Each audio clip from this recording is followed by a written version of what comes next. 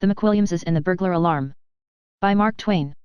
The conversation drifted smoothly and pleasantly along from weather to crops, from crops to literature, from literature to scandal, from scandal to religion, then took a random jump, and landed on the subject of burglar alarms.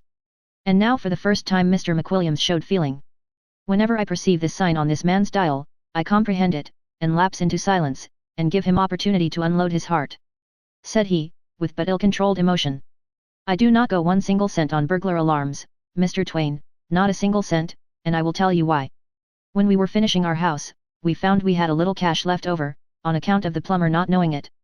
I was for enlightening the heathen with it, for I was always unaccountably down on the heathen somehow, but Mrs. McWilliams said no, let's have a burglar alarm. I agreed to this compromise. I will explain that whenever I want a thing, and Mrs. McWilliams wants another thing, and we decide upon the thing that Mrs. McWilliams wants, as we always do, she calls that a compromise. Very well, the man came up from New York and put in the alarm, and charged $325 for it, and said we could sleep without uneasiness now. So we did for a while, say a month. Then one night we smelled smoke, and I was advised to get up and see what the matter was.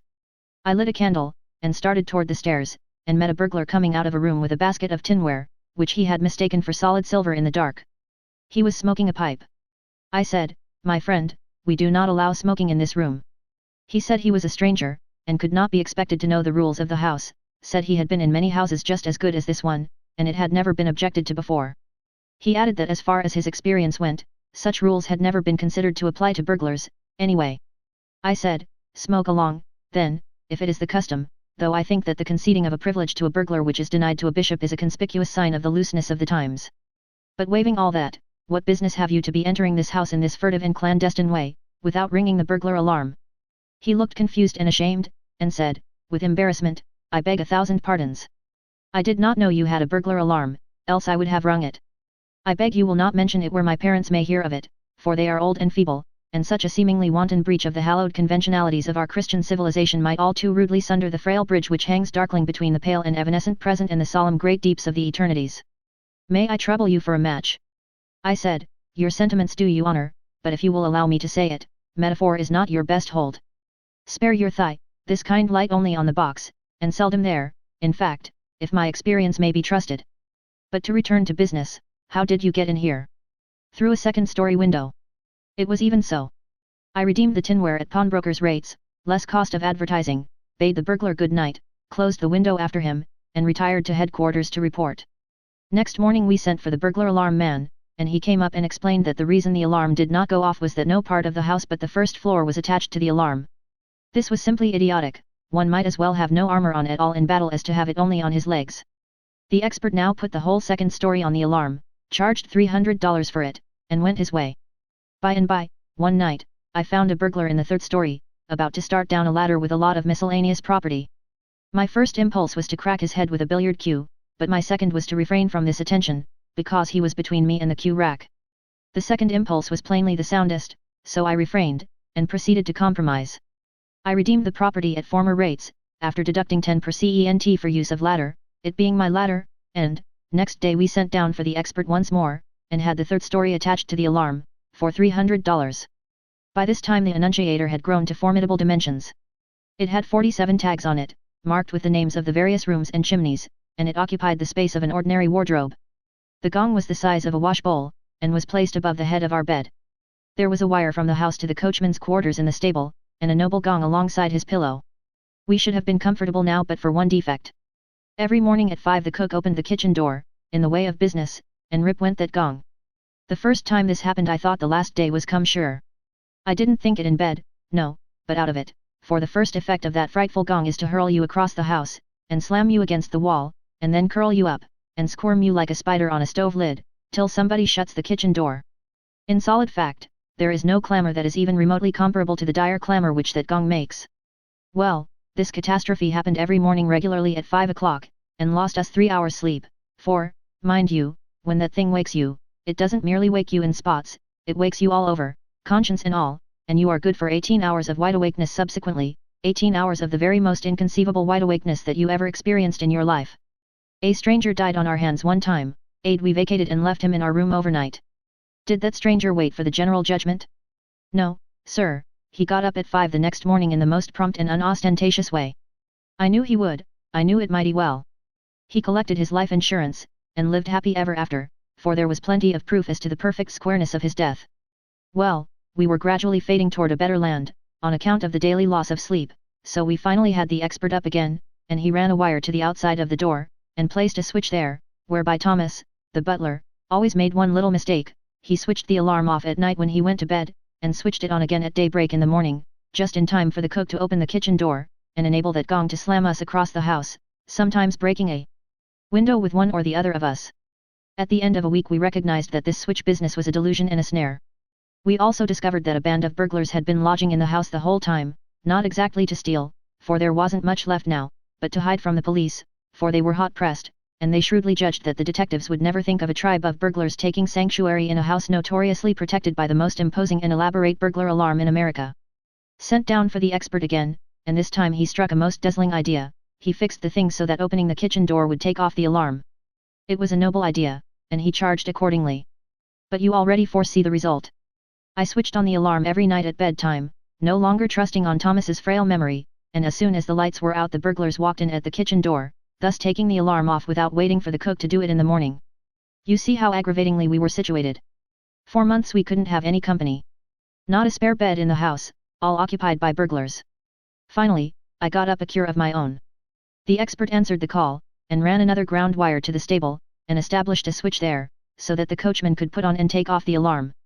That worked first rate, and a season of peace ensued, during which we got to inviting company once more and enjoying life. But by and by the irrepressible alarm invented a new kink. One winter's night we were flung out of bed by the sudden music of that awful gong, and when we hobbled to the annunciator, turned up the gas, and saw the word nursery exposed, Mrs. McWilliams fainted dead away, and I came precious near doing the same thing myself. I seized my shotgun, and stood timing the coachman whilst that appalling buzzing went on. I knew that his gong had flung him out, too, and that he would be along with his gun as soon as he could jump into his clothes. When I judged that the time was ripe, I crept to the room next the nursery, glanced through the window, and saw the dim outline of the coachman in the yard below, standing at present arms and waiting for a chance. Then I hopped into the nursery and fired, and in the same instant the coachman fired at the red flash of my gun. Both of us were successful. I crippled a nurse, and he shot off all my back hair. We turned up the gas, and telephoned for a surgeon. There was not a sign of a burglar, and no window had been raised. One glass was absent, but that was where the coachman's charge had come through. Here was a fine mystery, a burglar alarm going off at midnight of its own accord, and not a burglar in the neighborhood. The expert answered the usual call, and explained that it was a false alarm. Said it was easily fixed. So he overhauled the nursery window, charged a remunerative figure for it, and departed. What we suffered from false alarms for the next 3 years no stylographic pen can describe.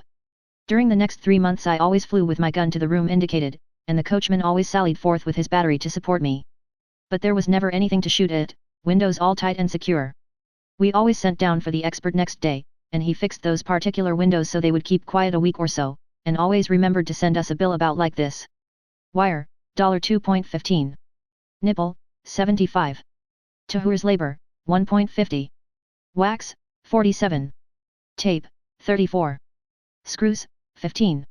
Recharging battery, 98. 3 hours labor, 2.25.